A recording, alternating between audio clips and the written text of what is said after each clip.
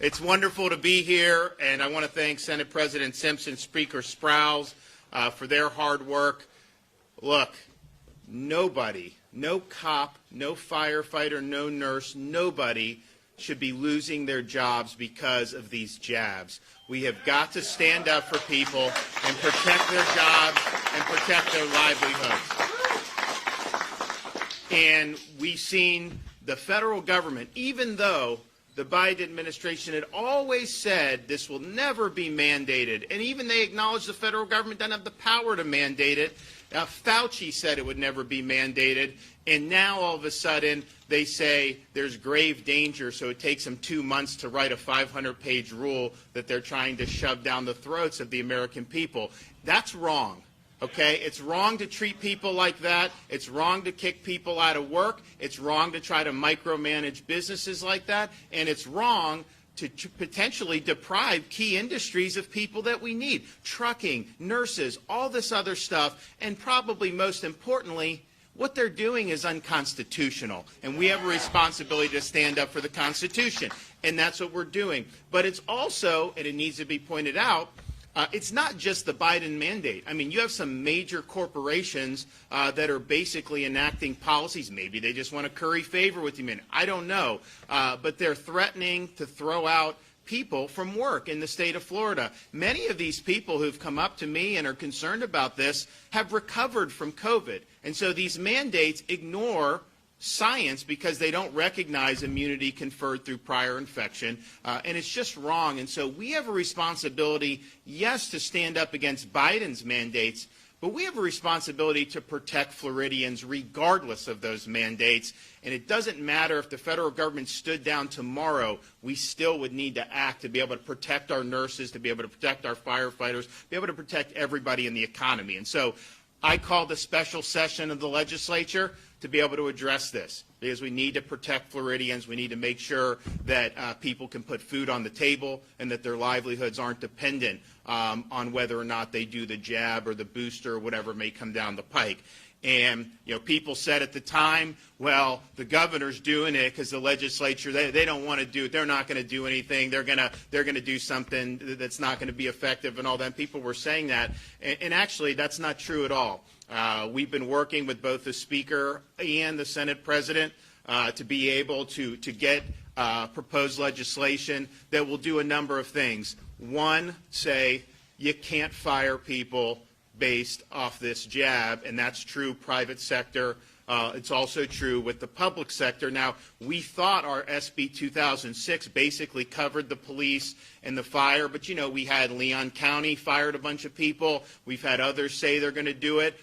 So I think that they're wrong on that law. I think we'd win in litigation, but we're going to make it even clear on that. And so any police department or fire that's threatening this at this point, they're going to have zero legs to stand on, and it's very important that we do that. So this will be probably the strongest protections for both private and public sector employees anywhere in the country. And I want to thank Speaker Sprouse for stepping up. I want to thank Senate President Simpson.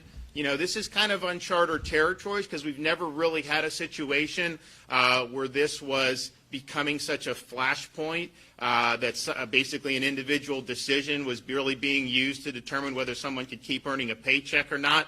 And so we really had to make sure that we were doing it right. And I know they had a lot of differences of opinion within their respective caucuses. But I'm proud to say we're going to do something in this special session that matters. We're going to do something in this special session that is going to put people's minds at ease. It's going to save their jobs.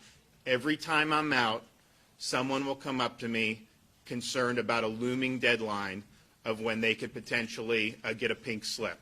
And first of all, it's wrong if they were to get the pink slip, but even leading up to that, it's caused a lot of anxiety. There's a lot of uncertainty with a lot of families about what's going on. And at the end of the day, we want people to be able to make informed decisions for themselves. But we've got to stop bossing people around. We've got to stop the coercion. We've got to stop trying to browbeat people. From the very beginning, you know, we said, let's not put people down, let's lift people up. And so that's what we're going to be doing. We're going to be saving a lot of jobs in the state of Florida. We're going to be striking a blow for freedom.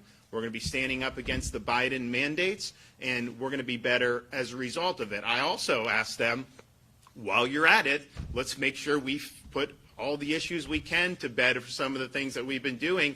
And we've been having these fights. Unfortunately, it used to be parents were in control of their kids' health, education, and upbringing. That would not have even been controversial even 10 years ago. Now you have some folks that say parents shouldn't be involved in their kids' education, and it's really the government and unions and all this that should be. We passed the Parents' Bill of Rights in the state of Florida this year that I signed into law, and it was the right thing to do. It was the right thing to do, and it basically said that parents should be making some of these decisions. And so we made sure that for schools that was the case. And we had some school districts that said they didn't care about the Parents' Bill of Rights. They were going to force masking, or they were going to quarantine healthy kids, or do things that are not consistent with parents' rights. And so what we're going to do in this special session is we're strengthening the Parents' Bill of Rights. We're making clear that you can't force the kids to wear masks above the parents' objection. And if you do that, it's not going to be the Department of Education taking the salaries and all this kabuki that's been going on. Parents will have a right to go in and sue the school districts and recover costs and attorney's fees for having to do it. So if your kids' rights are violated, or your rights as a parent, you immediately go in and you're able to vindicate. And so I guarantee you, with having that type of teeth in the Parents' Bill of Rights, you're going to have everyone get in line. Oh, they're almost all in the line now because we've been winning all these cases. It was interesting. There was one circuit judge that ruled against us. It was a terrible decision. Everyone knew that. But that was like national news. And we've had a flurry of cases where we win all these other cases. You would be hard-pressed to even know those cases are being rendered. Not as much interest, in certain quarters, particularly of the corporate media, about those cases. But we won yet another one last week, and we have some other ones that are going to be coming down. So even with that, we've been right, but it shouldn't even come to having to do all this. It should just be very clear. So the legislature is going to make that clear, and I think that that's something that's very important. And also with respect to kids, we have it in the law, clear, we think, but we don't want to even have any litigation or anything. So it will be made even more abundantly clear that when it comes to COVID vaccines for kids, they cannot be mandated on our school children. That's a parent's decision about whether they want to do that or not. So I'm excited. I think that we're going to really, Florida really will be leading. I think that you've seen, I think Montana did this a few months ago, and I think Tennessee recently did something.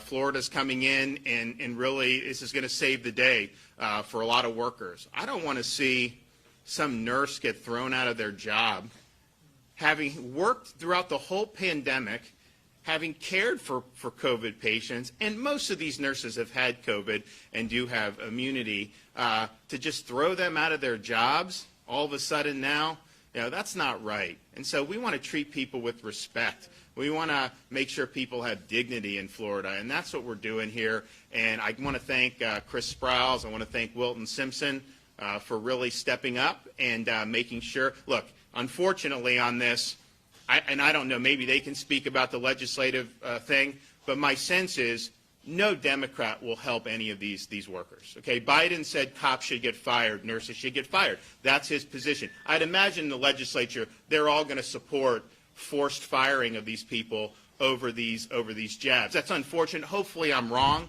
But the result is I think they had to corral and make sure they have something that they could get through with just Republicans. And I think that they found the ability to do that. So I want to thank them for really working hard and making sure that we got this done. I know it's not necessarily an easy thing to do, and I know that there are a lot of different views out there, but we look forward to having this wrapped up next week. And I think there will be a lot of Floridians who will be able to breathe easier as a result. So I want to welcome up the speaker first, and then President Simpson to make some comments.